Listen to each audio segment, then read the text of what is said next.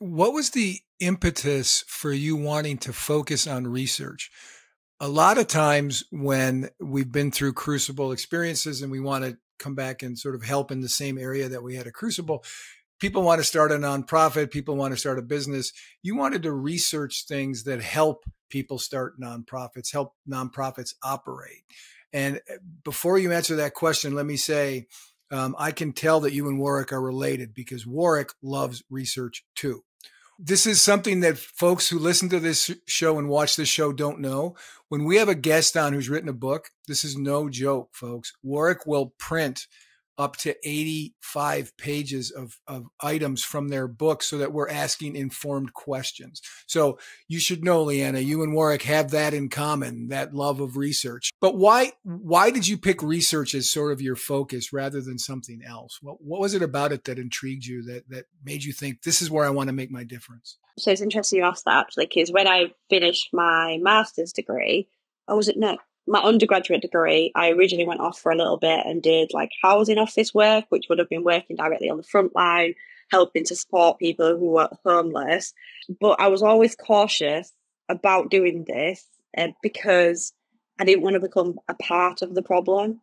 And in that, I say that obviously when you're on the front line or you're, working as an advisor or going onto the streets and helping them, you are always bound by the sort of bureaucracy of the system. So there's only so much help you can do, and whether people fit in that criteria or not. And I would have felt quite infuriated at having to sort of just be like, well, I'm sorry, that's just the way it is, and I can't do anything further.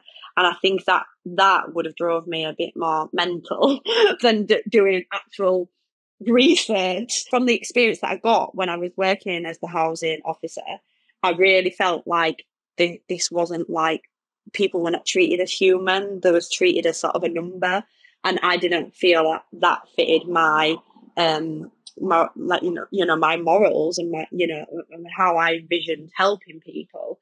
And yes, I can come in there and help as much as I can, but I just would have been feeling left more saddened that I can't help more. And that's when I decided that actually I want to continue in academia.